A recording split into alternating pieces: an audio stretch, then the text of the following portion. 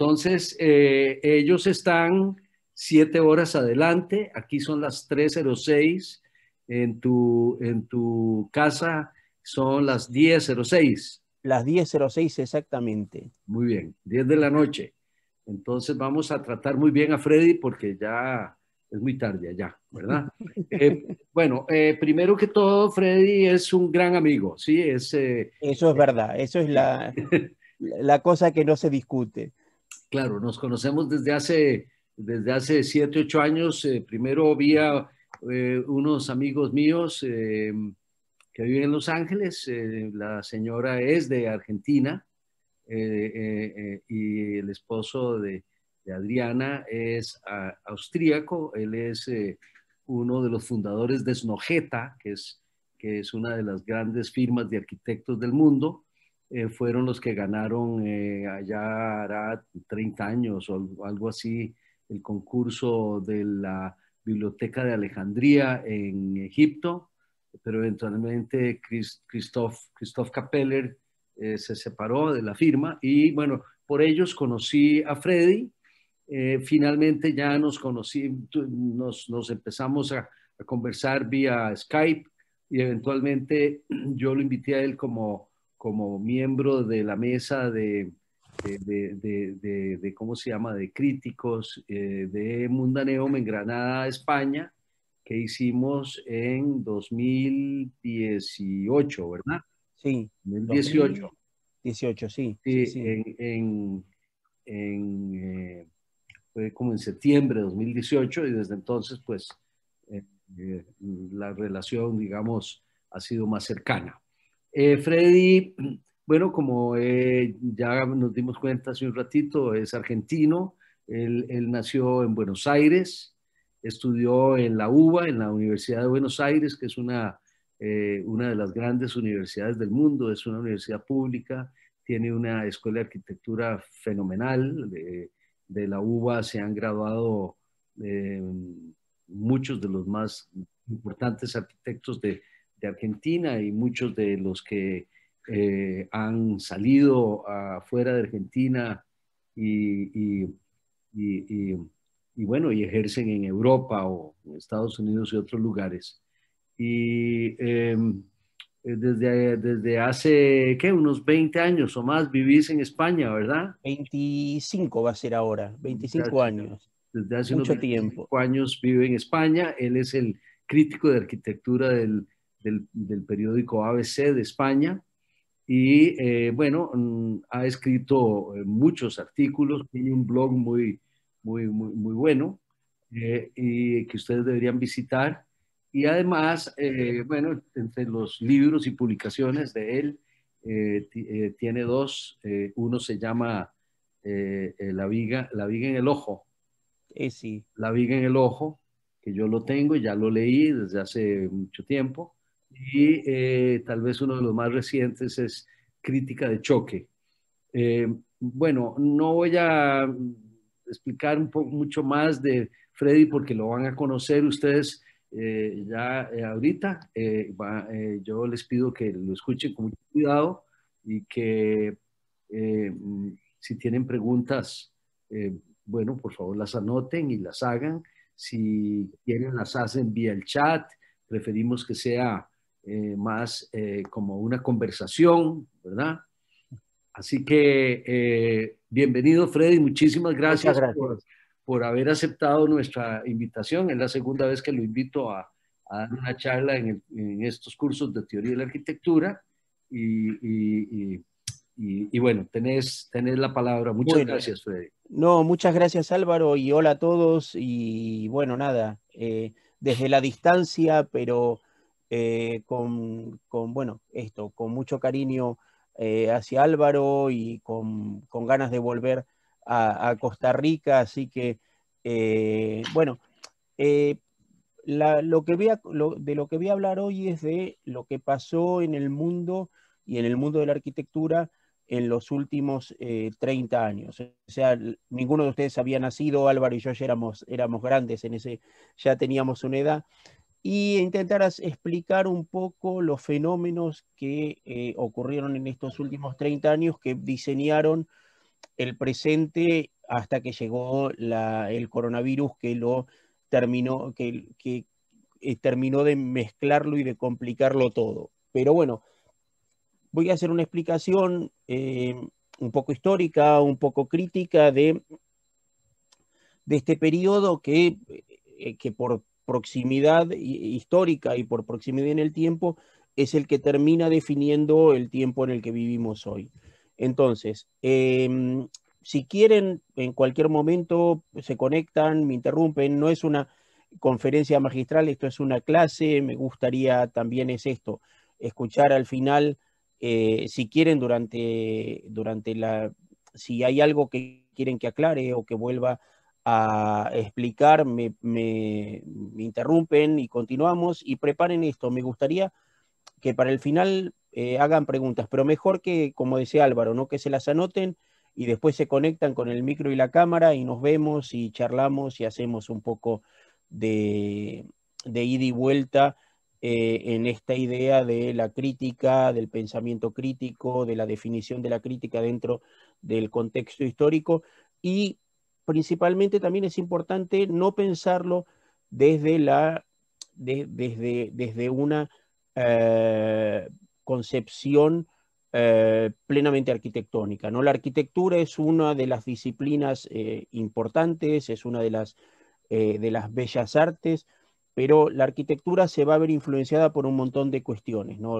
Culturales, económicas, sociales, y en este periodo que voy a relatar, estos últimos 30 años, va a estar uno de los fenómenos o una de las cuestiones que va a primar va a ser esta cuestión de la globalización, ¿no? Es esta cuestión que va a llevar al mundo entero, con sus diferencias, a una uniformización que muchas veces no es lo mejor, ¿no? Esta idea de que vivimos en un mundo globalizado donde tenemos normalmente los mismos comercios, tenemos las mismas marcas, hace que perdamos de vista que no, todos los contextos no son iguales, que los climas no son iguales, que las formas de actuar no son iguales y a veces la arquitectura, y esto es un tema que hablamos muchas veces con Álvaro, se olvidó, los arquitectos se olvidaron de esto y pensaron que la arquitectura era posible o que los edificios eran posibles de intercambiar de un lugar a otro sin respetar o sin tener en cuenta factores culturales, climáticos.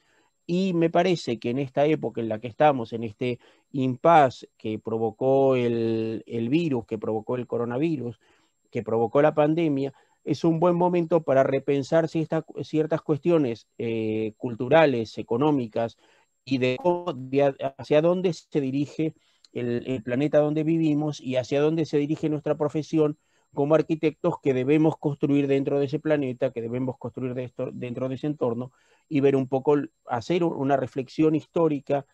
Es importante porque parece muchas veces que vivimos en un presente continuo, ¿no? En un presente que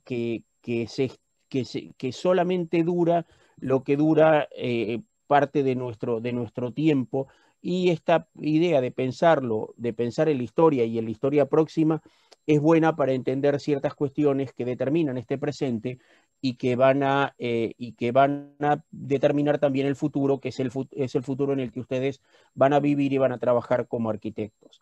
Entonces, después de este preámbulo, compartir pantalla. Me tenés que autorizar, Sí, Álvaro. claro, claro. Listo. Listo, vamos.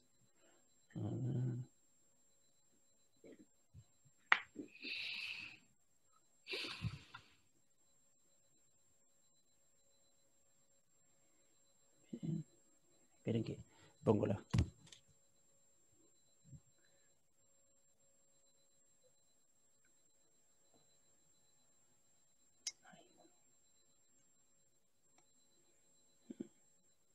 Ahí se ve la pantalla. Ahí se ve, ahí se ve. Sí, sí, sí, sí, no, lo que pasa es que no había puesto la presentación.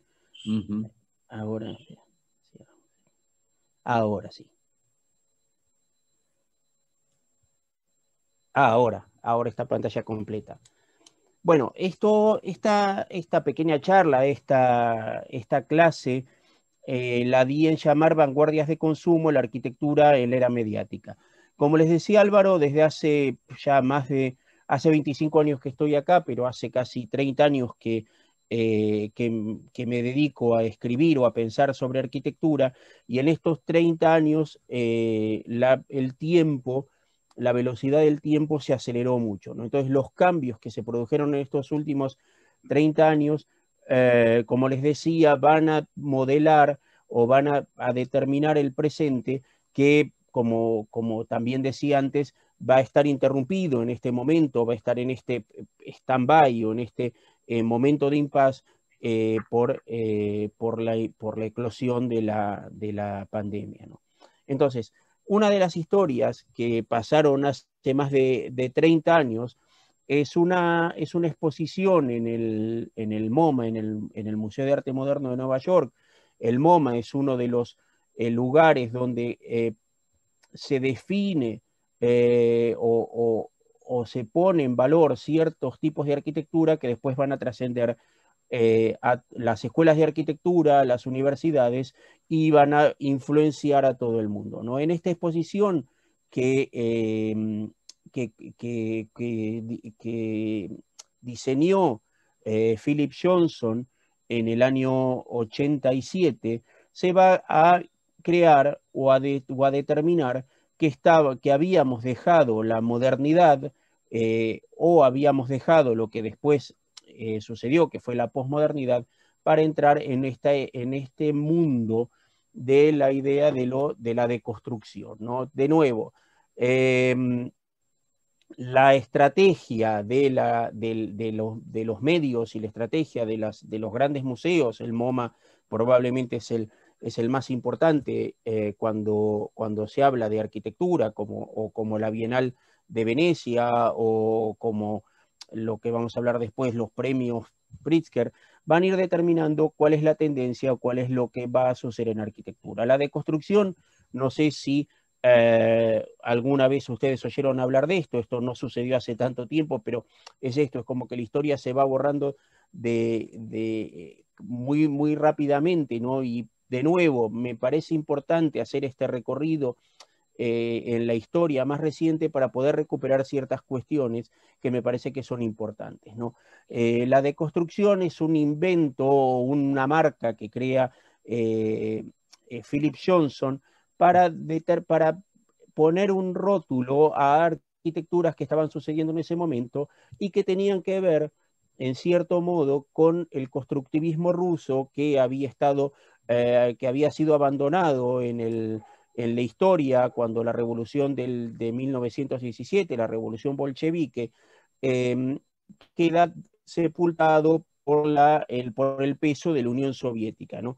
En el año 87 ya hay una cierta apertura de la Unión Soviética y algunos arquitectos van a empezar a estudiar lo que había sucedido en la época presoviética, ¿no? Entonces, esta primera exposición donde se explicaba a muchos de los arquitectos que después serían fundamentales durante los próximos 30 años, en esa exposición estaban Frank Gehry, Zaha Hadid, Peter Eisenman, Daniel Libeskind, Rem Koolhaas.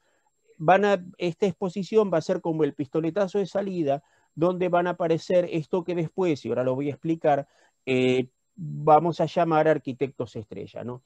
Pero ¿a qué venía esto de la deconstrucción? No era una nueva forma de construir arquitectura, de nuevo, no era tan nueva porque bebía de las fuentes de las vanguardias de principios del siglo XX, pero rompía con muchos de los cánones que había marcado la modernidad, de la cual después había surgido la posmodernidad. Esta exposición, si quieren, el catálogo está de libre acceso en los fondos del MoMA, se lo pueden descargar. Me parece que va a abrir un nuevo tiempo, una nueva forma de pensar, y a pesar de que va a ser efímera esta idea de la deconstrucción, va a marcar un nuevo panorama en el mundo de la arquitectura, no solamente por la formalización de la arquitectura, sino por la apertura de un nuevo tiempo que va a estar diseñado por estos arquitectos que nombré y otros más. Este es el catálogo, como les digo, pueden ir a la web del MoMA y descargárselo gratuitamente. Es muy interesante ver que no fue hace tanto, se estaba pensando o se tenía, o se pensaba en la conciencia de crear una nueva forma, un nuevo estilo, una nueva vanguardia. ¿No? Todo esto, digitalización mediante, va a transformarse en otra cosa que vamos a ver más adelante. Esta era la presentación de la exposición en el MoMA. Esto es de los tiempos en que no había todavía, la digitalización estaba en pañales. Esto era una muestra de construcción manual, donde todos los proyectos tenían un rasgo y un sesgo todavía de analógico. Y este va a ser uno de los edificios que construye el Zaha Hadid, la Zaha Hadid de los primeros años, representando esta idea de la deconstrucción. De nuevo, si vuelven a ver lo que sucedía en las vanguardias de principios del siglo XX y miran lo que fue el constructivismo ruso, esta idea que va a tomar Zaha Hadid de la primera época, porque después va a tomar otro sesgo digital, va a marcar un periodo donde la filosofía, además, el término de construcción no proviene de la arquitectura, sino que proviene de la filosofía, de Derrida, va a marcar una apertura en la rotura de la caja arquitectónica que había creado el movimiento moderno y que debe definir un nuevo tiempo. Este edificio que están viendo en la imagen es la estación de bomberos en el campus de Vitra, en la frontera alemana-suiza. Esta idea del edificio eh, eh, totalmente manifiesto que hace Hadid va a quedar ahí porque, bueno, la función era servir de estación de bomberos, y esto nunca ocurrió porque las formas son demasiado complejas. Es más una maqueta uno en uno que no hay ninguna idea de construir una estación de bomberos, sino de construir una especie de edificio emblemático, monumento, que va a servir para que Hadid, que ya era conocida antes de haber construido antes de haber puesto un ladrillo sobre otro, antes de haber construido ningún edificio, termine transformándose en tal vez la arquitecta más importante del siglo XX. Otro de los ejemplos de esto es posterior, pero tiene que ver también con esta idea, es el Museo Judío en Berlín de Libeskind. ¿No? Ven esta idea de estas formas, de esta idea de casi es como una especie de rayo, ¿no? Que confiere al edificio de nuevo una impronta formal que va a ser mucho más importante que el propio contenido, ¿no? Con esta idea, la historia que cuenta Libeskind es que el edificio surge, la planta del edificio surge de unir puntos importantes donde donde vivían judíos importantes en Berlín, y que esas líneas van a dar la concepción del edificio, ¿no? Esta idea de la complejidad en la arquitectura también va a dar paso a el edificio objeto, ¿no? El edificio va a ser un museo, pero va a ser mucho más que un museo. Lo que construye Libeskind va a construir una pieza de arte que va a ser mucho más importante, o va a ser más importante el contenedor que el propio contenido. Claro, hablábamos de la exposición del MoMA del año 87, comisariada por Johnson y Mark Wigley, pero también es importante recordar esto, que para ustedes es la prehistoria, que es este hecho que se da en el año 89, que es la caída del muro de Berlín, y por consiguiente la desaparición o el fraccionamiento de la antigua Unión Soviética, ¿no?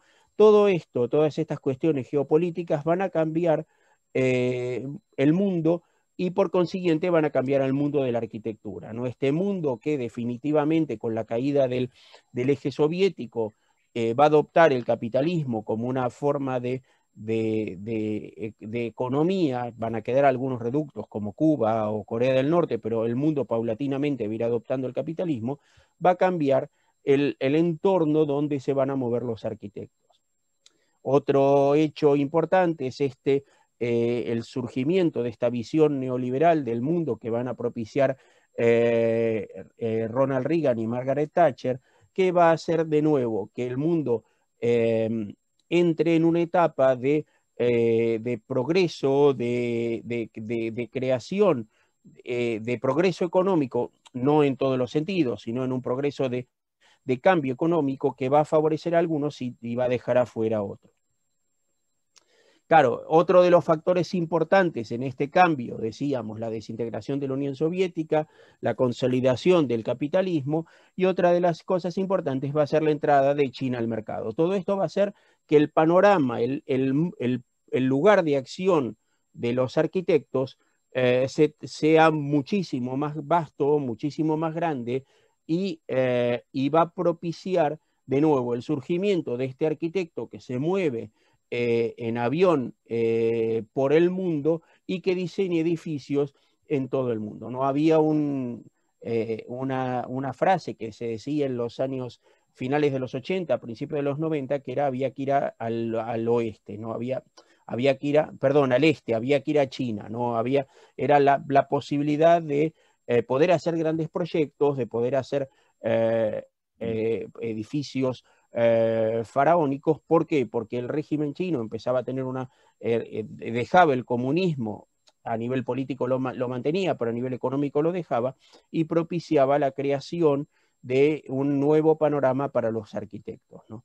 Esta imagen de Herzog y de Meuron, los arquitectos suizos premiados con el Pritzker, y buenos arquitectos, y Ai Weiwei, va a mostrar esta idea de bacanal, de orgía. Esto es una metáfora, no lo tomen, esta gente estaba cenando, comiendo, pero representaba esta gran orgía o canal o este estado de excitación que vivía la arquitectura o que vivían los arquitectos a nivel global en ese momento, ¿no? Weiwei es un opositor al régimen chino, pero que a la vez va a trabajar en la construcción del edificio para los Juegos Olímpicos del año 2008, el conocido como Nido de Pájaro, y les recomiendo, si pueden verlo, este es un fotograma de ese documental. Hay un documental que se llama El Nido de Pájaro, Bird Nest, que va a mostrar toda la construcción de este edificio y cómo Herzog y de Meuron, dos arquitectos suizos supuestamente muy civilizados, llegan contratados por el gobierno chino, y la diferencia de papel que va a tener el arquitecto en el mundo occidental y en el mundo oriental, ¿no? Hay como un choque cultural que el documental lo refleja muy bien. Es decir, bueno, nosotros los contratamos a ustedes porque son famosos, los contratamos porque nos sonaba, porque nos parecía que eran muy buenos arquitectos, pero acá mandamos nosotros, ¿no? El arquitecto viene para glorificar el régimen comunista, el régimen chino, ¿no? Entonces, este choque entre los dos mundos es interesante porque también va a ser otro de los puntos que va a marcar los derroteros de la arquitectura en los últimos 30 años, ¿no? De nuevo, otro de los momentos que se va a encontrar la arquitectura es con esta farandulización o con este mundo del espectáculo en que se va a convertir la arquitectura, en que se va a convertir la arquitectura y el propio arquitecto y por consiguiente el edificio. Esta es una foto sacada de contexto, eso es una foto de tal vez el arquitecto que mejor representó esta idea del glamour, de la idea del espectáculo.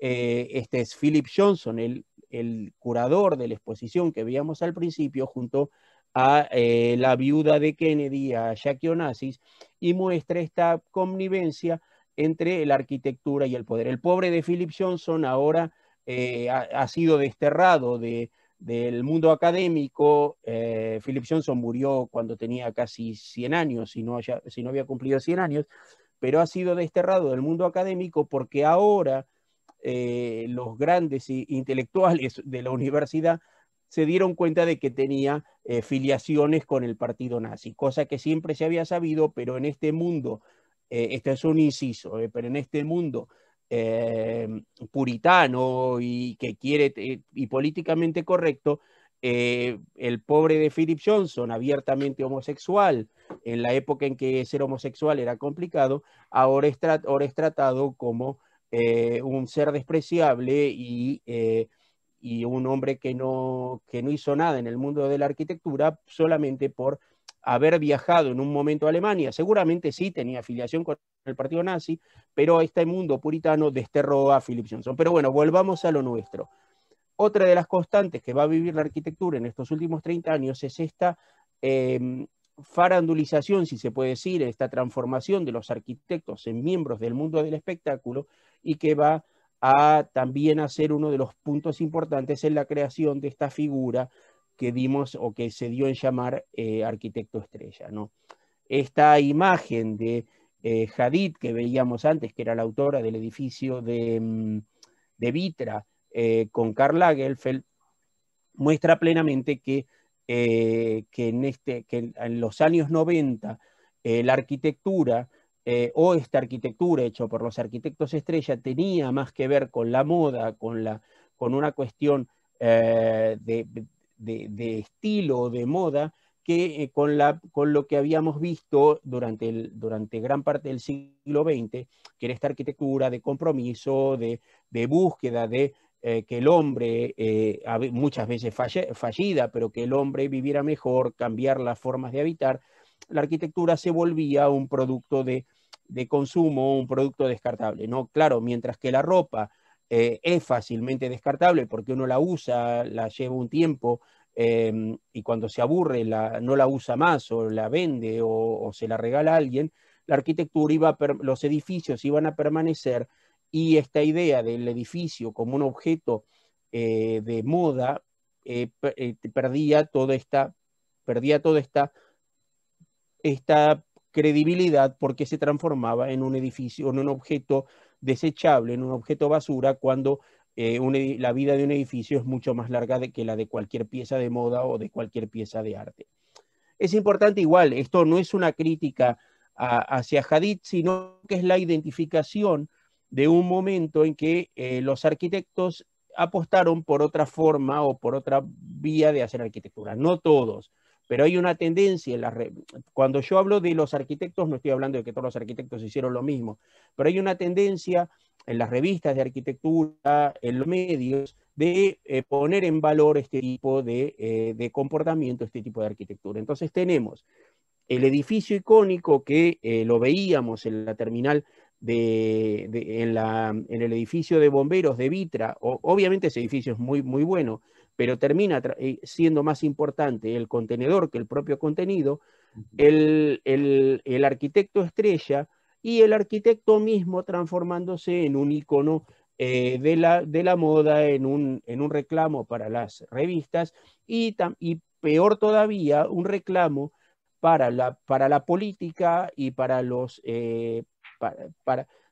ayuntamientos o para los municipios que buscan construir o que llegue un arquitecto estrella a diseñarles un Guggenheim de Bilbao, el Guggenheim de Gehry, que va a ser como el edificio que construye este prototipo de edificio que funcionó muy bien, que fue un edificio exitoso y que se va a transformar el paradigma de lo que se debe hacer o lo de que se debe crear. El Guggenheim de Bilbao se inaugura en el año 97 y va a ser un suceso y va a ser una apuesta de Gehry muy importante. Y va a dar un paso más adelante que lo vamos a ver después, ¿no? El uso de la tecnología digital en la creación de un edificio que va a dar un vuelco. Claro, esto se los estoy explicando a ustedes y ustedes son todos nativos digitales, o sea, que pensarán, hubo un tiempo que el mundo fue analógico, que se dibujaba a mano con regla y escuadra. sí, hubo un tiempo que no éramos analógicos, ustedes son nativos digitales y esto les parecerá una cosa muy rara. Pero bueno, en este mundo, en este mundo analógico, el Guggenheim va a significar un paso muy importante de esa transformación de analógico a digital y va a cambiar y va a permitir que esta imagen que vemos acá de Hadid sea posible por las transformaciones tecnológicas que va a provocar la era digital. Por eso es otro tema. Pero en este mundo, el arquitecto, como les decía, se va a transformar en un reclamo en sí mismo, ¿no? El personaje del arquitecto, más que las ideas, más que el pensamiento, el propio arquitecto se va a transformar en el que vende revistas, en el que la cara ya no es la obra del arquitecto, ni el pensamiento, ni el proyecto, no hay un edificio en la portada esta de esta revista muy exitosa, que es el Croquis, una revista importante dentro de la historia de la arquitectura de la segunda mitad del siglo XX, que se edita en Madrid, que le empiezan a hacer dos jóvenes arquitectos, pero en un momento se dan cuenta, y sin ningún tipo de maquiavelismo ni de maldad, que va a vender más la imagen del propio arquitecto que su propia obra. Entonces van a empezar a aparecer monográficos del croquis donde lo importante ya no es el edificio, como normalmente pasa en las revistas, ¿no? Que lo que se publicaba en la tapa o en la portada era un edificio, sino la cara del arquitecto. Yo me voy a comprar el croquis de Culhas, yo lo fui a comprar el primer día que salió, pero me voy a comprar el croquis de Culhas y me interesa que Culhas esté en la tapa y seguramente el croquis habrá vendido muchos más croquis porque estaba Culhas en la tapa. O el croquis de Frank Gehry, o sea, la imagen, el arquitecto se transforma en un icono en sí mismo y va a estar relacionado con una forma de hacer arquitectura. Gehry, después de hacer el Guggenheim de Bilbao o la Filarmónica de Los Ángeles, le va a costar muchísimo dejar de ser el propio Gehry. ¿Por qué? Porque todo el mundo quería que le hiciera un Guggenheim de Bilbao o una Filarmónica de Los Ángeles y va a quedar atrapado en ese arquitecto que hacía cosas raras, ¿no? Si lo buscan, hay un capítulo de Los Simpsons, no sé si ustedes todavía eh, les interesa Los Simpsons, hay un capítulo del año 2005 en que Springfield, viendo el éxito del Guggenheim de Bilbao, llama a Frank Gehry para que les haga un edificio de música de cámara.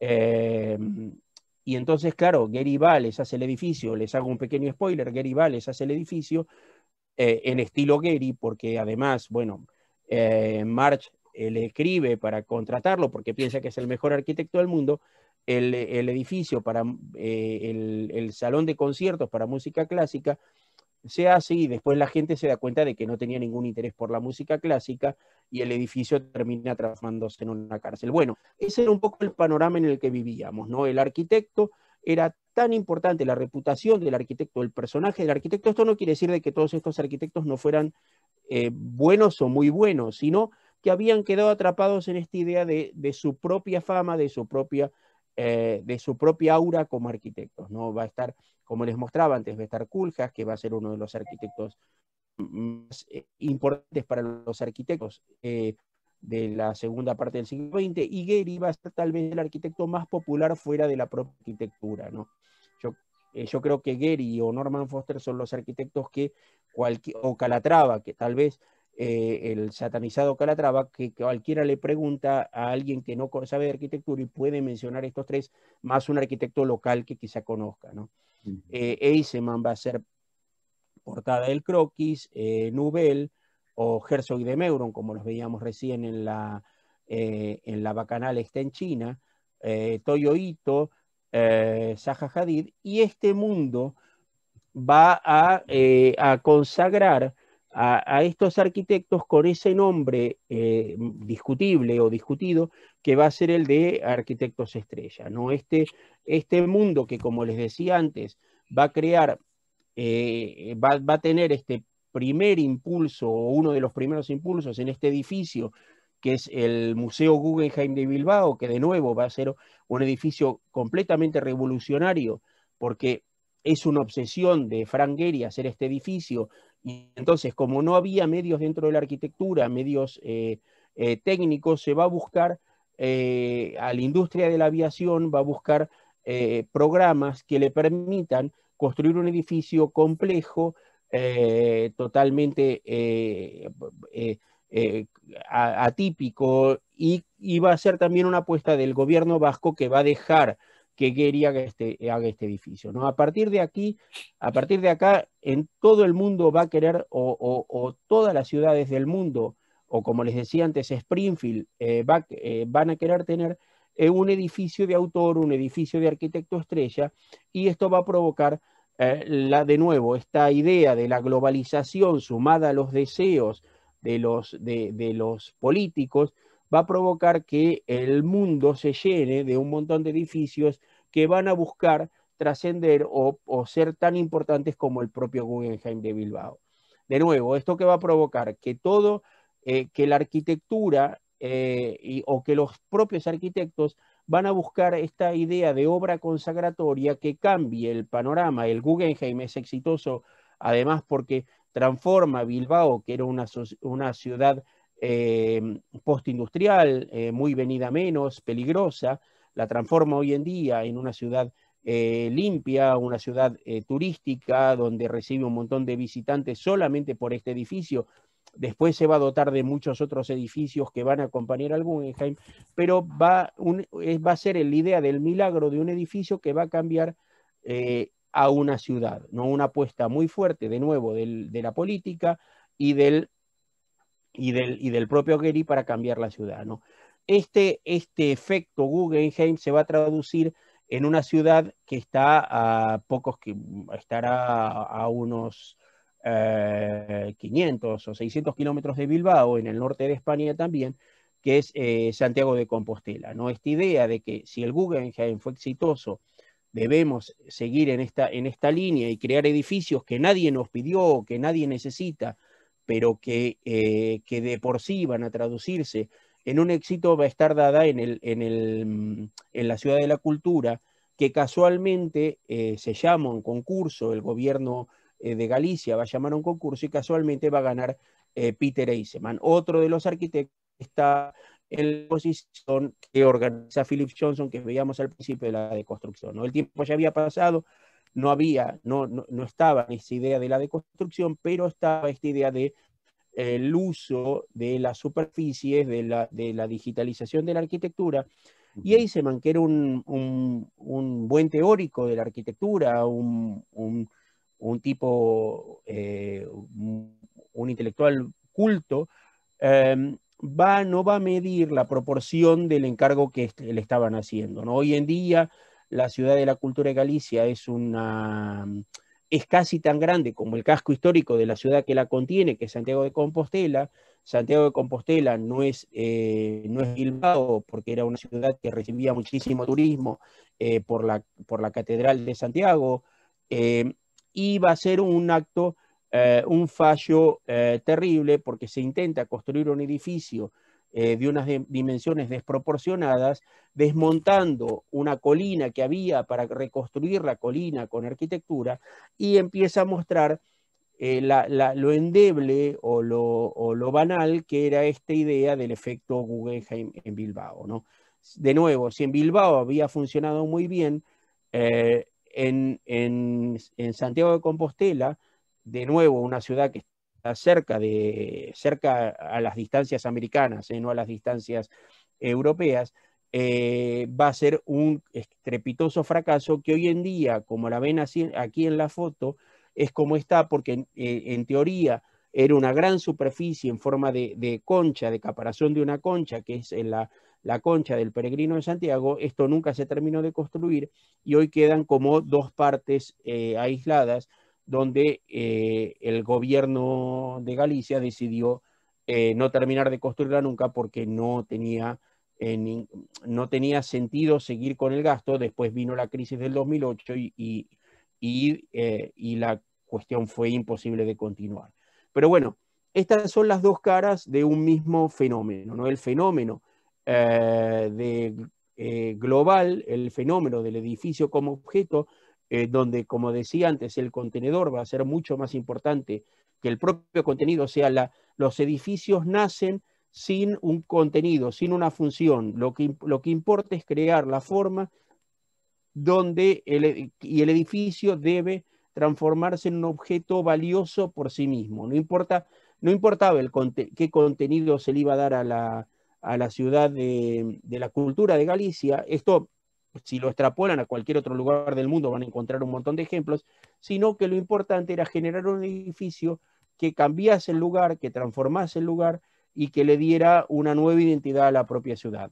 En Bilbao funcionó bien, porque de nuevo, como les decía, era una ciudad gris, postindustrial. En Santiago de Compostela fue un fracaso porque no necesitaba este edificio y no aportaba nada, y aparte, bueno, un mal cálculo económico provoca que el edificio no se termine. No se queden en estos dos ejemplos, busquen otros ejemplos en otros lugares del mundo y van a ver que esto sucedió también.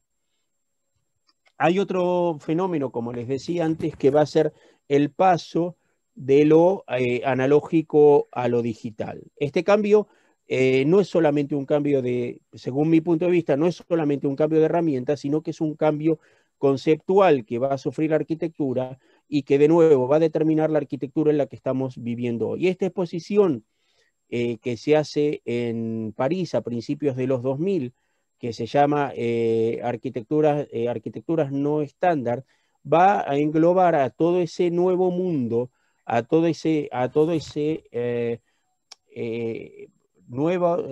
esa nueva conceptualización de arquitectura que surge a partir de ese momento. La mayoría de los participantes en esta exposición eran gente que trabajaba en arquitectura experimental.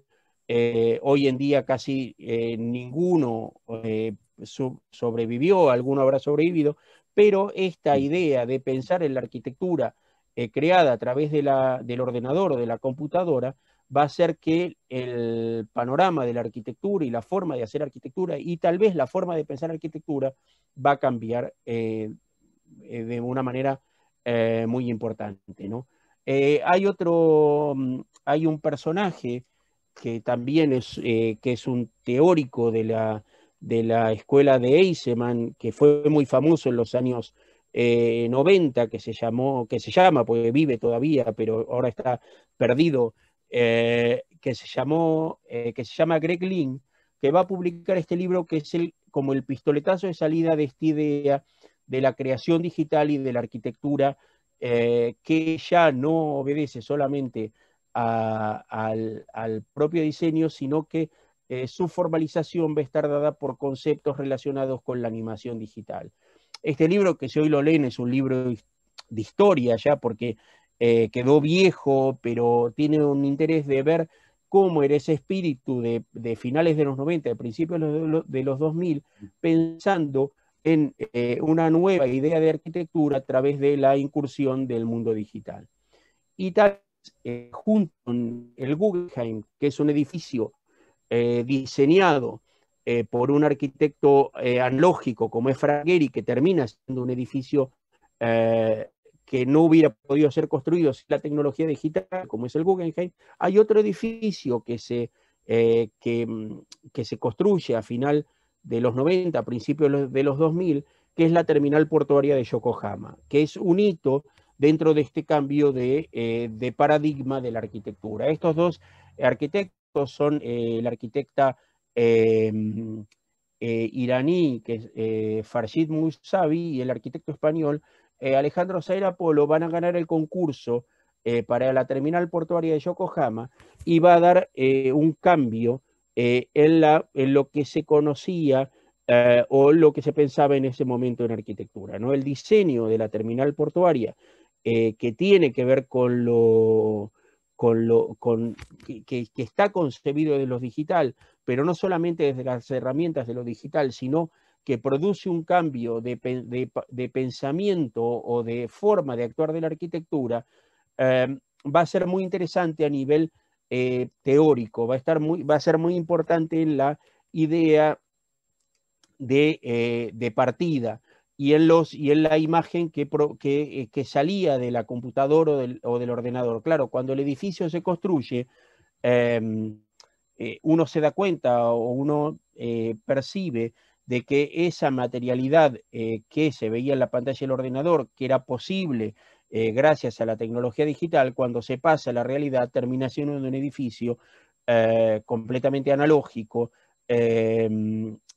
¿Por qué? Porque lo que se podía hacer en la pantalla del ordenador o de la computadora, o todavía lo que se puede hacer hoy, es imposible de materializarlo en una realidad construida. Entonces, esta idea, este fervor por la idea de lo digital, va a quedar, va a quedar como eh, desdibujado por la propia realidad y por la materialización de lo que hoy, de la arquitectura de hoy, que todavía sigue construyéndose en muchas maneras de manera analógica. Otro de los eventos importantes que suceden antes de la crisis del 2008 va a ser este concurso que probablemente ninguno de ustedes oyó hablar y que tal vez muy poca gente se acuerde que existió, que es el concurso que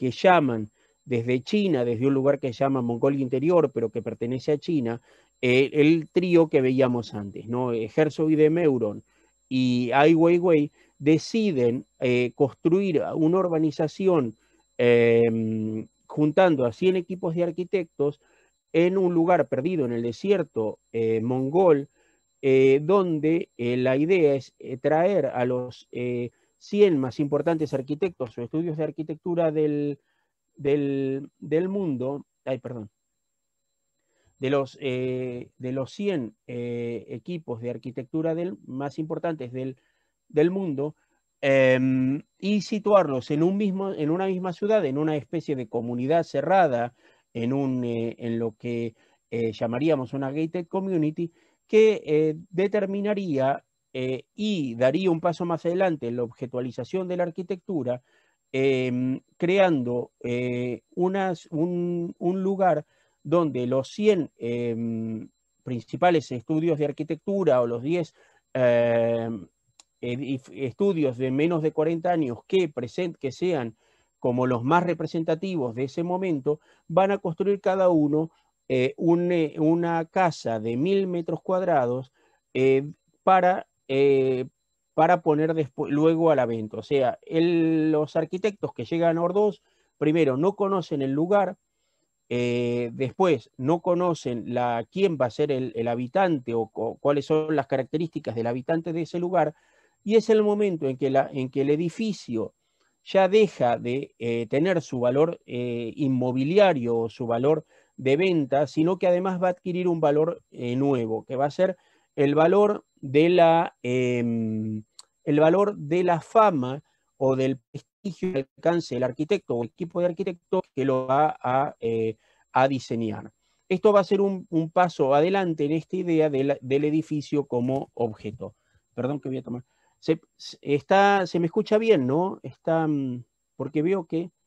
Sí, sí, sí, sí, sí, sí, no, que te sí, vi sí. que no, que había sacado la imagen, digo, a ver si estoy No, hablando no, a la... no, no, está perfecto, perfecto, va muy bien.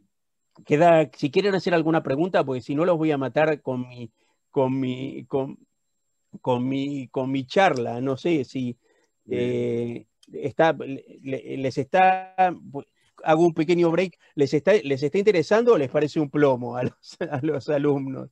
Alguien dígame algo, no sé, Me parece además de muy Álvaro. un gusto, profe. ¿Sí, Eh, seguro? sí, ¿Alguna duda? me parece muy bien todo y un tema que tocó con respecto al mundo analógico y el digitalizado, o sea, esta transición me parece muy interesante porque es algo que no se ha dejado de lado, ¿ah? Aún continúa. Sí, no, por eso hoy vivimos en un mundo completamente digital, pero yo quería poner hincapié en esta idea de este paso, ¿no? De lo analógico a lo digital, y que todavía hoy en día seguimos, o sea, algunos pensamos todavía en parte en analógico, ustedes piensan totalmente en digital, pero el mundo a veces todavía no termina de funcionar verdaderamente en digital, ¿no? Entonces, la idea es hacer este recorrido histórico para ver dónde nos situamos hoy, ¿no? Finalmente.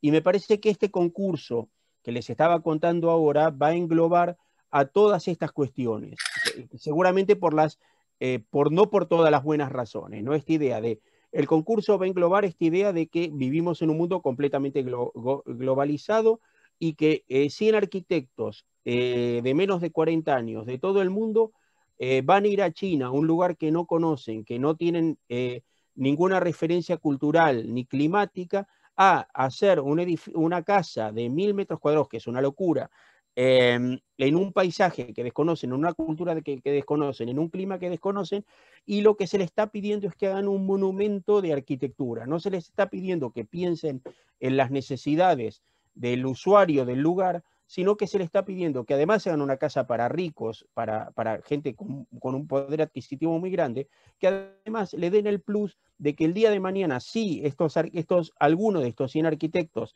llega a una posición importante dentro del mundo de la arquitectura, por ejemplo, si gana el premio Pritzker, que pasó porque Alejandro Aravena era uno de los que habían, de los que participaron en este concurso, le iba a dar un valor agregado como si fuera una obra de arte. No, la casa ya no valía solamente de nuevo por su valor de compraventa inmobiliario, sino que iba a valer por pertenecer a ese arquitecto. Otra de las curiosidades que suceden en este concurso es que no participa ningún arquitecto chino, o sea, todos los arquitectos vienen de fuera, en lugar de pensar que el que quizá está más capacitado para hacerlo es un arquitecto local, no, se desprecia al local para poner a todos los extranjeros, a toda la gente que viene de fuera, en una posición de privilegio, aún de nuevo desconociendo la zona, desconociendo este lugar que es un páramo, que es un trozo de desierto, donde se planeaba construir estas 100 viviendas para 100 usuarios completamente desconocidos, y de nuevo, donde el valor ya no estaba solamente en el valor de la propiedad, sino que iba a estar en el valor artístico que tuviera la vivienda. Esto es una gran locura. Ai Weiwei, el artista, hace lo que sería el master plan de esta urbanización, y cada arquitecto se va de China con el encargo y vuelven con su maquetita para ponerla en el plano, ¿no? Sin conocer cuál es la realidad del vecino.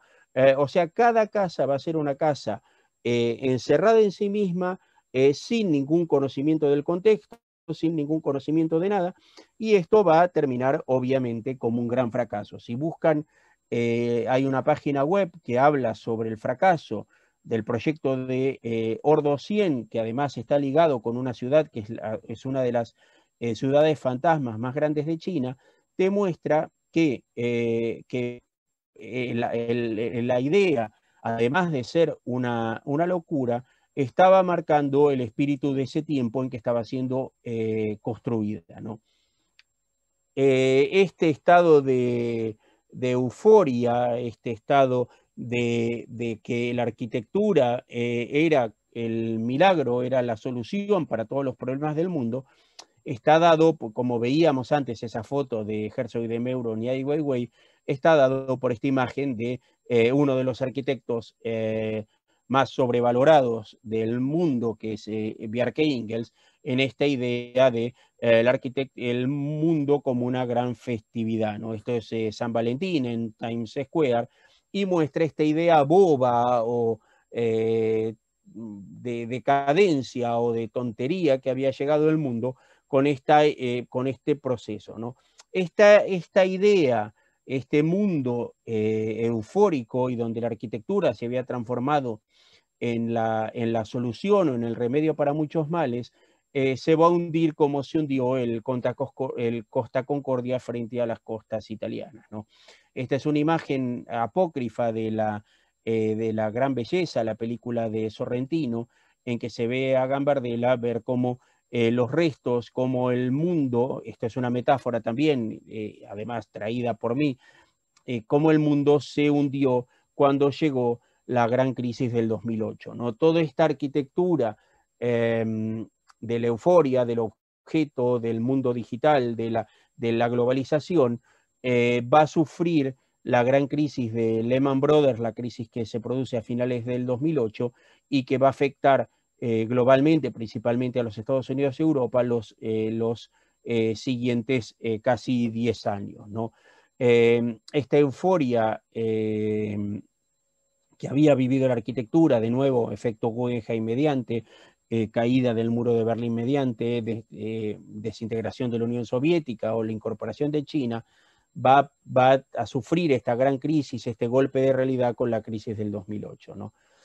Esa crisis del 2008, que va a ser aprovechada de nuevo por la inteligencia de la arquitectura. Esto es una imagen de una exposición que se hace en el museo, en el MoMA de Nueva York, de nuevo, volviendo a que el MoMA va a ser el que va a marcar las pautas de lo que va a ser la arquitectura, en que se dice que la pequeña escala es una gran chance, ¿no? Esta idea de New Architecture, y la exposición como subtítulo va a tener New Architecture in Social Engagement, ¿no? La idea de vamos a olvidarnos de todo lo que hicimos, de todas las barbaridades o de toda esta euforia que había vivido la arquitectura, vamos a correr un tupido velo, no vamos a analizarla, no vamos a pensar que hicimos mal y vamos a mirar hacia otro lado, ¿no? Y es cuando las publicaciones de arquitectura, el mundo de la arquitectura, va a dejar de poner en valor esa arquitectura del brillo, de los colores, de la forma, de nuevo, del contenedor por sobre el contenido,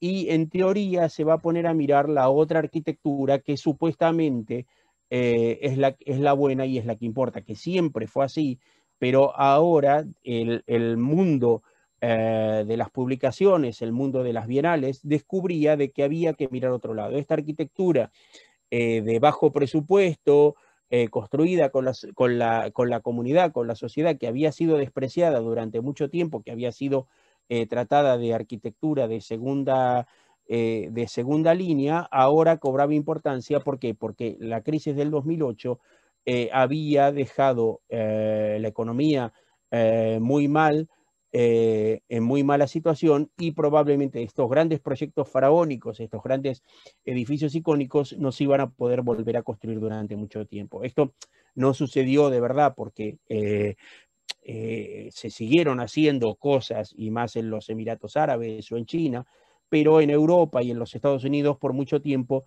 no se pudo volver a pensar en esa idea del gran edificio, ¿no? Entonces, como no tenemos nada o no podemos construir lo que pensábamos construir, pues nos ponemos a mirar a ese mal llamado tercer mundo y vamos a empezar a poner en valor esa idea, ¿no?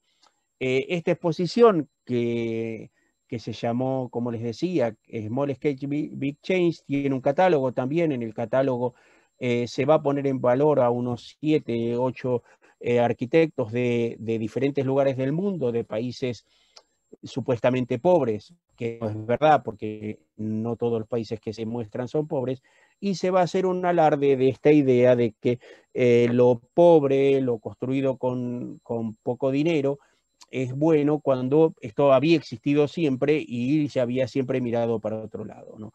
Como veíamos en la exposición de la deconstrucción, va a haber un montaje, entre ellos se van a exhibir la obra de Urban Think Tank en Caracas, y esto va a traer a recuperar otra vieja exposición que se había hecho en los años 60 en el MoMA, que me parecía que era bastante, a mí me parece que era bastante más interesante, que era arquitectura sin Without Architects, que había curado Rudowski, y que recuperaba esas arquitecturas que tenían que ver con lo regional, con una visión de la arquitectura hecha en el territorio, pensando en el clima, pensando en la realidad de las necesidades del lugar. Claro, esta crisis, la crisis del 2008, va a mostrar este escenario que para mí está muy bien expresado en esta imagen, ¿no? No sé si conocen esto que está acá arriba, es el Metropol para Solo, una obra de un arquitecto alemán, Jürgen Mayer, en Sevilla, que muestra esta idea del ícono, de la tecnología digital, de la arquitectura como como forma de construir un nuevo paisaje urbano, y por debajo el mundo que se había caído, que se venía abajo, el mundo de los indignados, del 15M, del Occupy Wall Street, que era este mundo que se había levantado de este sueño, de este momento glorioso, y que hoy veía que esto no era lo que les habían vendido, lo que ellos habían querido comprar. Entonces, por un lado, el éxito de la arquitectura, y por otro lado, un fracaso terrible de una sociedad que se empantanaba, ¿no?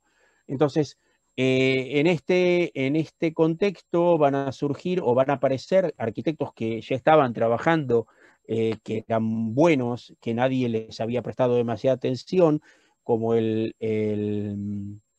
arquitecto de Burkina Faso, Francis Queré, que va a cobrar una nueva dimensión su arquitectura, pero seguramente desde un entendimiento bastante básico, desde un entendimiento casi de decir, bueno, traemos a este tipo que nos va a contar unas cosas, pero bueno, está bien que nos las cuente ahora porque nosotros no podemos hacer otras cosas, pero este mundo de lo pobre nos interesa relativamente, ¿no? Esta idea de el primer mundo, o este mal llamado primer mundo,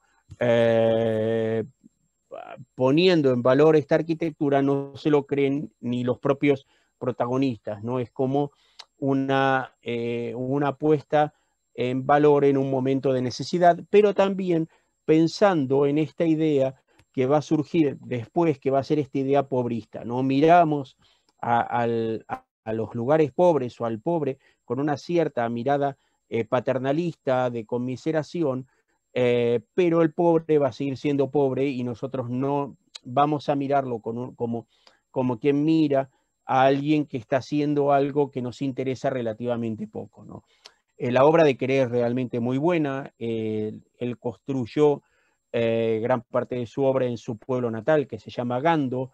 Es interesante porque es una arquitectura que piensa en el clima, que piensa en la situación geográfica, pero que además usa tecnología no necesariamente local, ¿no? Que mezcla esta idea de tecnología industrial con lo local y con la mano de obra local, y que explica cómo hacer arquitectura, ¿no? Esto que si se ponen en la cabeza de ustedes, si se ponen en el momento Ordo 100, ese disparate se estaba construyendo en el mismo momento en que Queré estaba construyendo esta obra, que realmente es una arquitectura para la gente, una arquitectura social pensando en la gente, y no lo otro que era solamente una muestra de poder neorriquista, que tenía poco que ver con la bondad del arquitecto. Esto no quiere decir de que la arquitectura hecha con dinero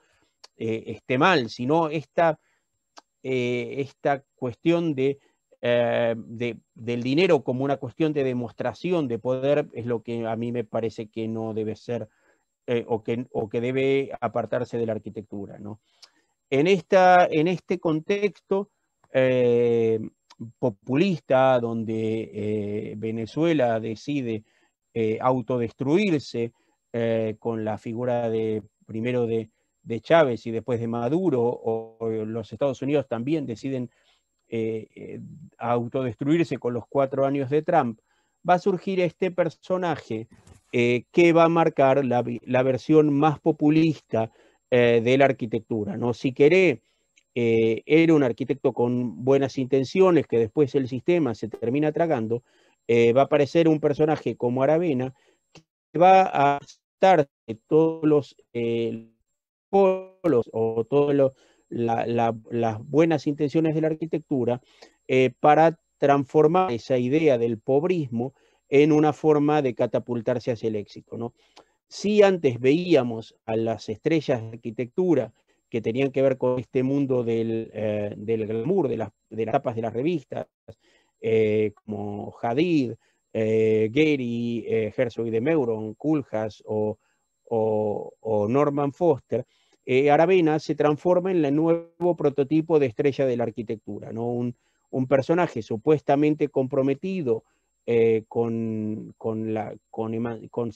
erradicar la pobreza, y que en realidad lo que está haciendo es abonarla y crear un sistema donde la arquitectura desprecia al propio individuo y hace un alarde de la pobreza y la división entre clases. Este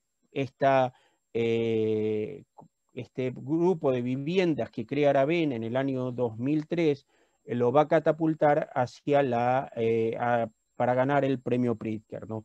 Y esto demuestra de que esto de nuevo que llamo yo inteligencia de la arquitectura no tiene ni idea, y va a mostrar estas falencias de nuevo de la globalización, ¿no?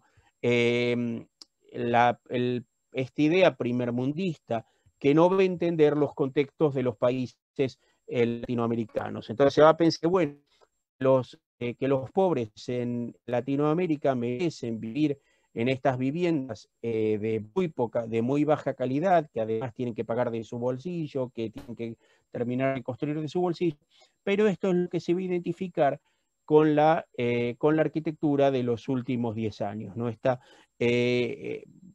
banalización del concepto de arquitectura social, transformando a los pobres en presos de esta idea de la arquitectura que dice que está haciendo arquitectura social cuando está haciendo arquitectura de limosna, ¿no?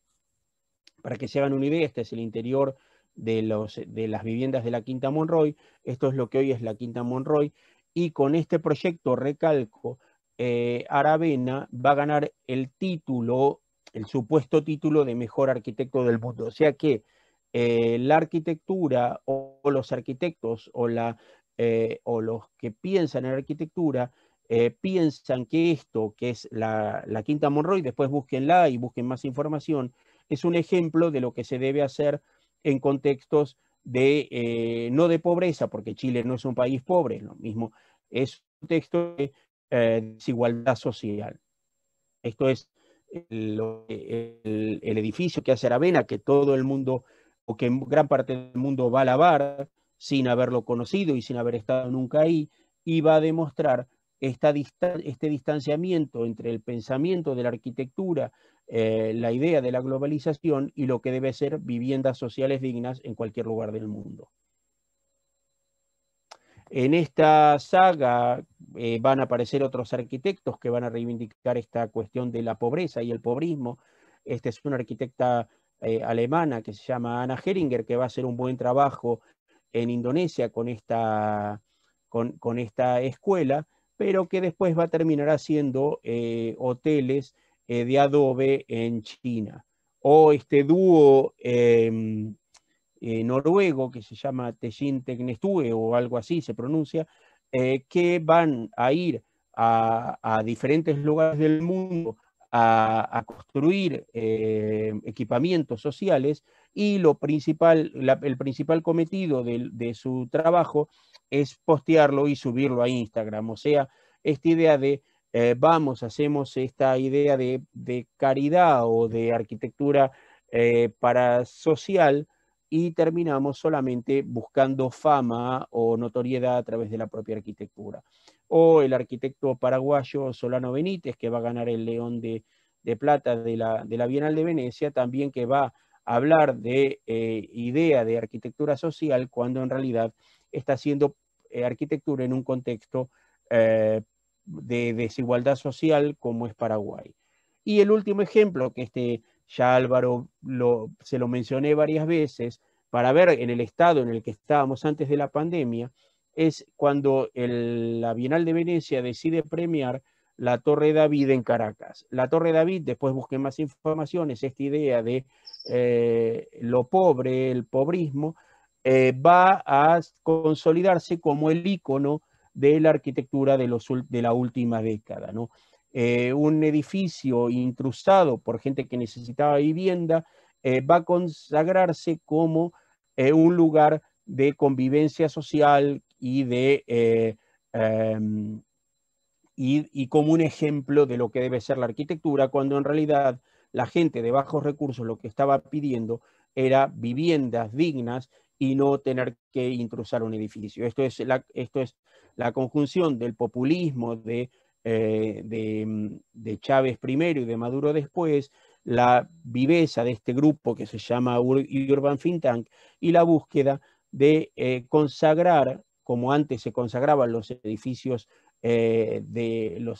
icónicos, de consagrar un edificio ocupado, intrusado por gente que no tiene otra posibilidad de mejor vida, y se va a consagrar como un ejemplo de arquitectura. Esto que en la Bienal de Venecia se celebró y se puso en valor, terminaba siendo una especie de lugar de muy poca calidad, una especie de slam en vertical, donde la gente entró, intrusó con el visto bueno del gobierno de ese momento de Venezuela. ¿Por qué? Porque era un edificio que está en la zona de bancaria o en la city bancaria de Caracas, y que estaba bien que la gente se metiera ahí, ¿no?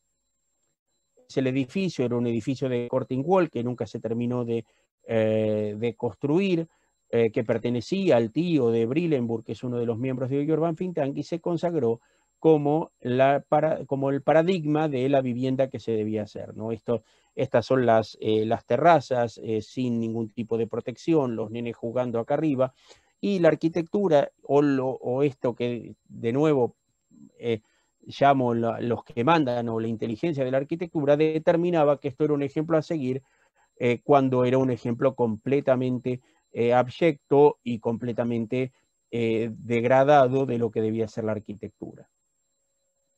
La Torre David, hace 5 años, Maduro decide que tiene una buena oferta, que ha conseguido un comprador, y la torre que estos arquitectos y que la propia arquitectura había determinado como un ejemplo a seguir, es desalojada, y todo el mundo se olvida de eso. Todo el mundo se olvidó de eso. La gente le fueron trasladada a otras viviendas, y en la Torre David demuestra ese gran fracaso de la arquitectura o del propio pensamiento de la arquitectura. Antes de llegar al final, a la idea de qué pasó o cómo fue la realidad, vemos que la arquitectura en estos últimos 30 años ha vivido cambios muy importantes, no todos ellos buenos. La apropiación del espectáculo, como en todos los ámbitos de la sociedad, ha sido uno de los motores que ha movido la arquitectura. Entonces, esta imagen de uno de los arquitectos más importantes de la mitad del siglo XX, como Norman Foster, flotando en un unicornio multicolor en la piscina o en la pileta de su casa, y subiendo a Instagram, muestra que la arquitectura o los arquitectos quedamos huérfanos de pensamiento y de teoría, y que el mundo de las imágenes y el mundo de la exhibición y de todo lo que tiene que ver con el espectáculo reemplazó al pensamiento. Entonces, una de mis ideas era animarlos para que esta pandemia que tanto daño nos hizo a todos, desde la salud a la cultura, recuperar, aprovechar este momento para repensar lo que estamos haciendo y para reconstruir un corpus intelectual, un corpus de pensamiento, una idea de lo que debe ser la arquitectura para los próximos 30 años. Está en sus manos, y quizá aprovechar en positivo el coronavirus y la pandemia y este momento tan difícil que estamos viviendo, sea una forma de cambiar o de torcer el destino en el que estamos, al que estamos asumiendo como propio, que es este momento de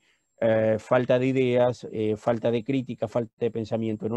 En una materia, en una asignatura como esta, es importante reflexionar sobre todas estas cosas, y bueno, espero haber podido generar en ustedes un poco la duda y la idea de que la crítica es importante para poder cambiar este mundo donde el espectáculo y donde lo lúdico ganan al pensamiento.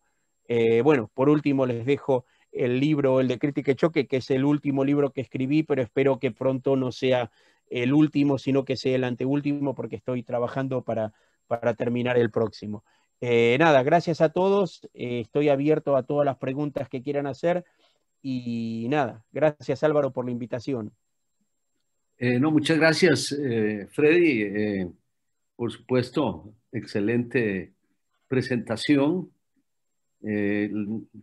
Ya yo he visto unas 6 o 7 tuyas, ya perdí la cuenta. Y, me repito un poco a veces, pero no se los cuentes a los chicos. No, pero siempre hay algo nuevo y por supuesto como el discurso lo vas construyendo con base en tu conocimiento y tu memoria y las imágenes que incluís en la presentación, siempre fresco, siempre hay. Además, muy importante insistir en algunas de estas situaciones que se han dado, como has apuntado hoy, en los últimos 30 años más o menos, ¿verdad? Así que no, me parece genial, muchísimas gracias. Tu comentario sobre lo analógico y lo digital, ese es muy válido, por supuesto. Lo digital se queda en los procesos de diseño y de producción de documentos contractuales para la construcción. Pero en general, la mayor parte de la obra de un proyecto arquitectónico es manual, ¿verdad? Sí, es sí. manual, y si acaso tenemos la ayuda de algunas máquinas, ¿verdad? Unas grúas, unos aparatos que son mecánicos, aunque tengan computadoras con las que se ayuda a mejorar sus eficiencias y todo, ¿verdad? Pero bueno, vos que conoces a Silvia, a mi esposa, ¿verdad? Que es arquitecta. Sí. Y ella desde hace muchos años me dice, vos sabes, Álvaro, que algo que yo pienso mucho acerca de la construcción, dice, es que la construcción todavía es muy primitiva.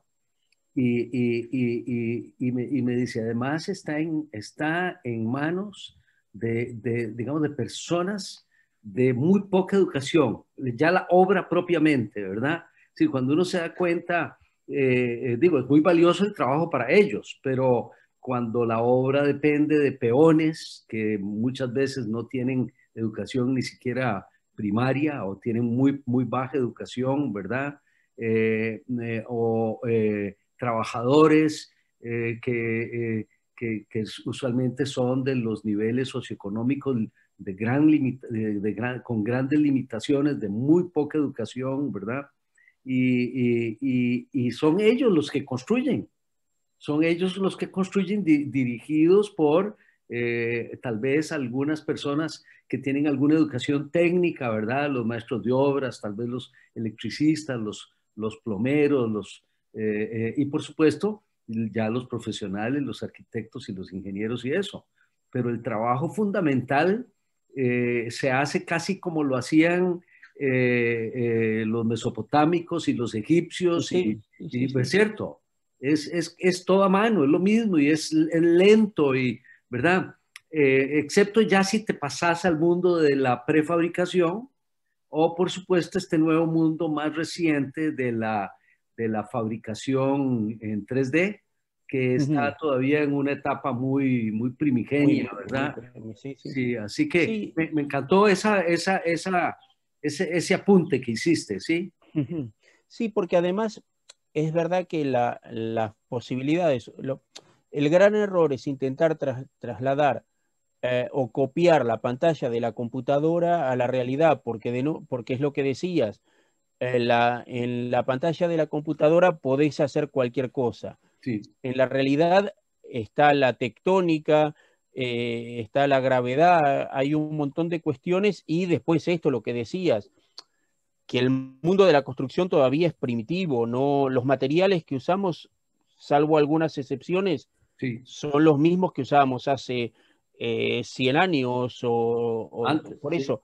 Probablemente cuando se empiece a desarrollar la construcción digital con nuevos materiales, que tardará, que yo creo que ni los alumnos ni los estudiantes la van a llegar a ver, porque esto será un desarrollo muy lento, y aparte quizá tampoco pasa por la forma, sino pasa por hacer edificios más inteligentes ¿Cómo no? y menos contaminantes y todo esto, que en esta búsqueda desaforada de la forma, ¿no? Los edificios Exacto. de Hadid, que en realidad son una teatralización de la forma por la forma en sí, y no son eficientes, o sea, no...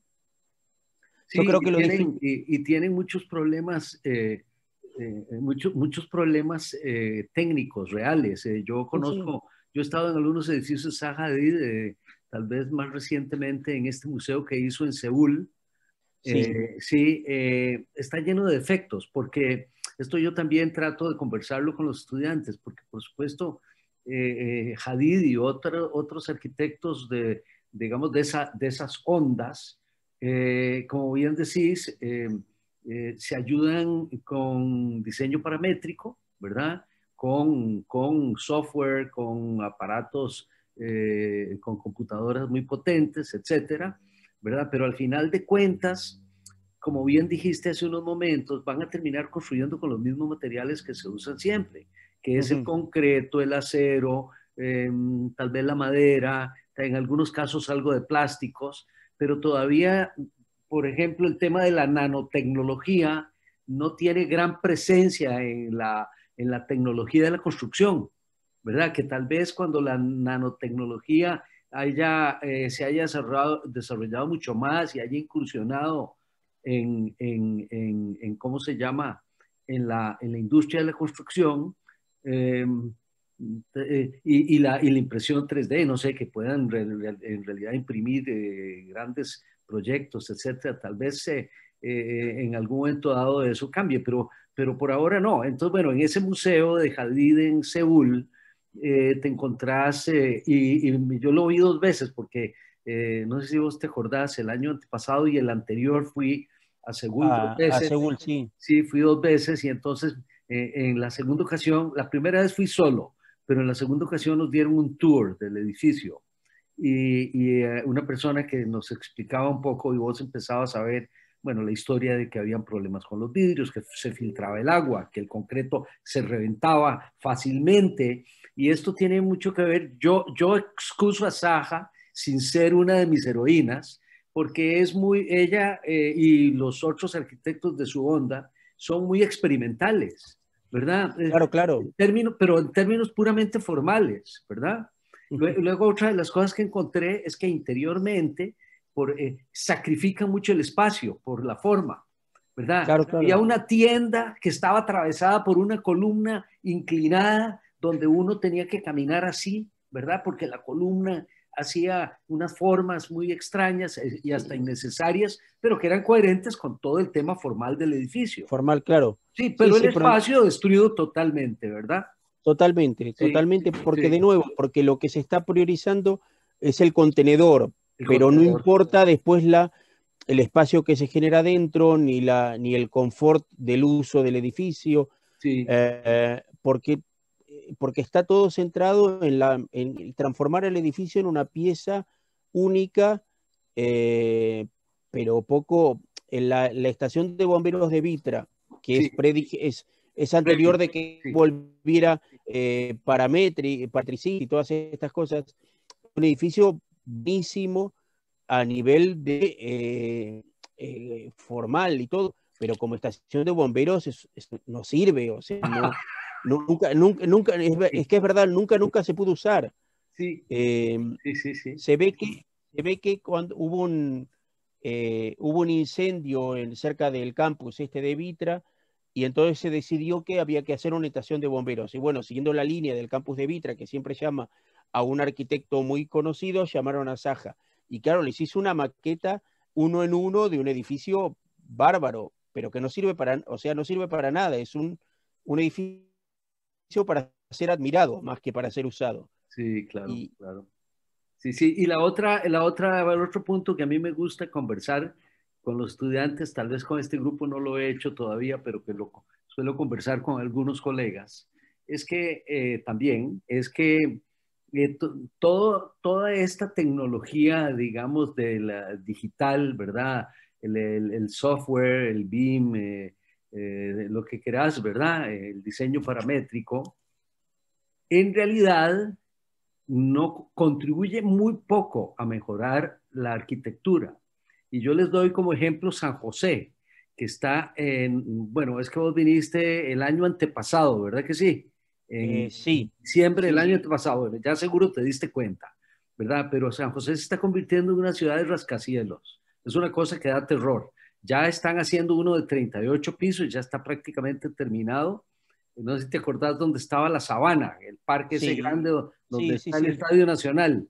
El que Bueno, hicieron los chinos, el parque, el estadio de sí, los... el Estadio de los Chinos, sí.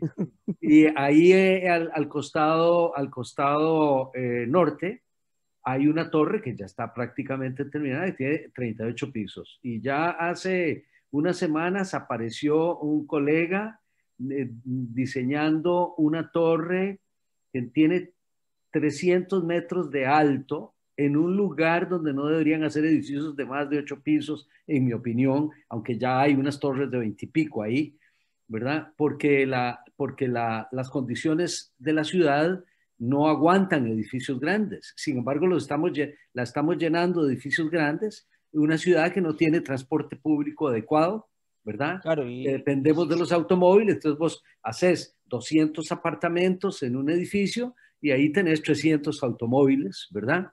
Y si ahora el edificio tiene 300 metros, que son como 60 pisos, ¿verdad? O tal vez más, imagínate la cantidad de, bueno, son apartamentos para millonarios. sí, sí, quizá Cada cada piso piso es un apartamento. Entonces esos millonarios tal vez tengan nada más dos carros. dos ¿Verdad? carros, Solo dos carros porque ellos tienen plata para todo lo que quieran. Pero claro. imagínate la carga, ¿verdad? La carga que producen estos grandes edificios sobre la ciudad Sí, sobre todo, claro, sobre los servicios, sobre las, yo qué sé, las sobre la cloacas, infraestructura, todo, claro. la infraestructura, por eso, Y, sí. y una ciudad como la nuestra que está tan atrasada y tan mal en ese sentido. Entonces no hay orgullo en eso, no hay orgullo. Y entonces lo que yo digo es que a mí que me muestren los muy buenos edificios que surgen del diseño digital. No hay ni uno, no hay ni No, uno. no, no. No hay ni uno. Es decir, el AutoCAD, el BIM, todo lo que vos querás, por supuesto que ayuda a volver más eficiente la producción de un proyecto, ¿verdad? Sí, Y sí. posiblemente tener mejores controles de calidad, porque antes todo dependía de la memoria de los dibujantes, ¿verdad? Y de la acuciosidad del arquitecto a cargo que pudiera revisar muy bien los planos y que no se les escapara nada. Ahora el software ayuda a tener esos controles y eso, pues, por supuesto, muy bueno. Yo eso no lo critico, pero lo que yo quiero saber es si eso ha mejorado la arquitectura y mi temor es que no, No, no. ¿verdad? No, porque Bueno, sí, no sé si alguno, yo me hagan, entré hagan, aquí háganme preguntas o protesten, dale, que si no, esto se transforma entre un monólogo, bueno, entre un diálogo. diálogo entre Álvaro y... Sí, sí, sí. Adelante, A, chicos, a- alguien, sí. a mí me gustaría contar, bueno, bastantes cosas. Primera era con respecto, en general, con todo lo que ha pasado, la explicación de esos 30 años. Siento que también muchos arquitectos, obviamente, pues buscan la fama y demás. Otros, quieren implantar nuevos estilos o pensamientos, pero está siempre la limitante política, pienso yo, que a la hora de tal vez diseñar algo, proponer algún tipo de proyecto, se ven limitados a nivel político por nombres.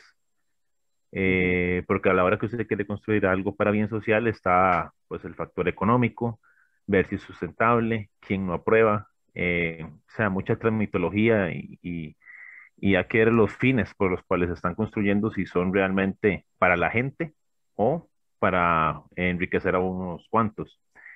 Eh, bueno, más que todo esa es la idea que ahorita tengo fresca con respecto a eso, con respecto a los que buscan la fama y al rato pues se transforman y se quieren hacer famosos, pero Sí, siento que lo político afecta mucho.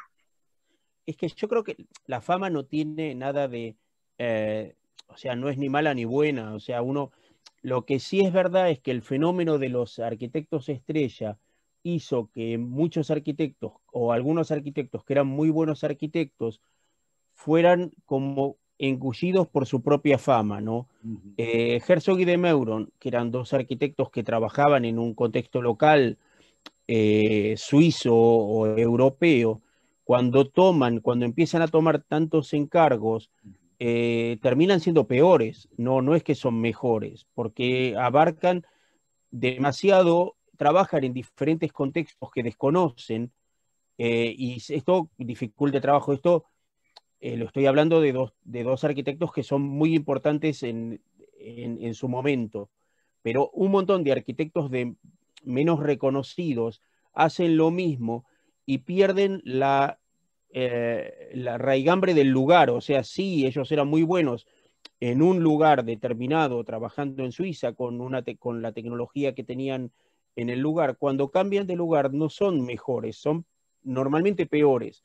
Y esto les pasa a todos. ¿Por qué? Porque de nuevo, el mundo está globalizado, pero no todo es válido en todos lados. O sea, hay ciertas cuestiones locales que hacen que la arquitectura tenga que responder a ciertas cuestiones y además en el tiempo también, porque es lo que decía Álvaro, ¿no? Vos podés ir a una ciudad como San José y construir un edificio súper tecnológico de gran presupuesto, pero después eso tiene que primero ser soportado por la ciudad y después perdurar en el tiempo, porque es muy diferente el cuidado que tienen en algunos contextos y más siendo ya no tanto edificios de viviendas, pero un edificio público.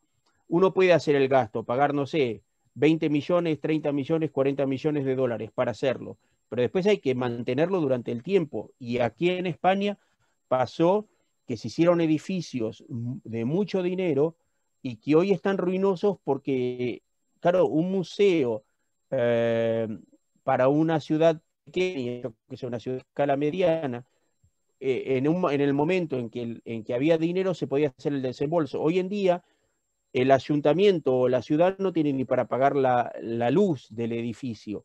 O sea que la arquitectura o los edificios, además de poder ser construidos, tienen que poder ser mantenidos, ¿no? Y aparte, tener que ser, si no tienen una utilidad, es mucho más difícil de mantener.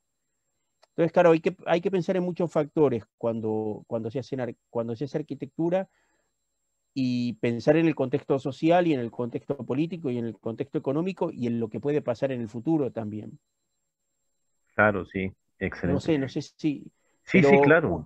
yo creo que ustedes como futuros arquitectos tienen que manejar muchas más variables y quizá la trampa está esto pasó mucho con mi generación, ¿no? Todo el mundo quería ser arquitecto famoso y salir en la revista esta que les mostraba el croquis, ¿no? Y era como medio mal visto el que quería dedicarse a proyectos sociales o a barrios pobres y todo esto. Hoy en día eso cambió un poco, pero la situación no es tan distinta, o sea, no cambió tanto y debemos hacer cosas para que esto cambie. No sé si Y están, pues me encanta tener a Freddy, pero yo sé que allá ya es muy tarde, ya creo que sí, que los voy a, es hora de sí, ya dormir. van a ser, son las 12 menos 5, así Sí, que no, ya, yo trasnocho, pero no tanto. no tanto. Nada, si tiene alguna pregunta más, todavía me puedo quedar 5 minutos más a responderla. Antes de que se vaya, sí me gustaría preguntarle con respecto también a eso de la globalización en arquitectura, eso cómo afecta o qué perspectiva tiene usted de cómo afecta la identidad arquitectónica de cada zona geográfica. Un ejemplo, en Centroamérica, cómo a veces quieren copiar estilos de otros países e implantarlos acá. Eh, Esos pensamientos que tienen tal vez a raíz de la globalización se trasladan de un país a otro, pero no son, no pertenecen a su zona geográfica. La Sí, arquitectura no corresponde a su zona. Entonces, eh, cómo podría uno parar ese tipo de globalización. Y esto, la forma mejor de cambiarla es a través de ustedes, de la universidad.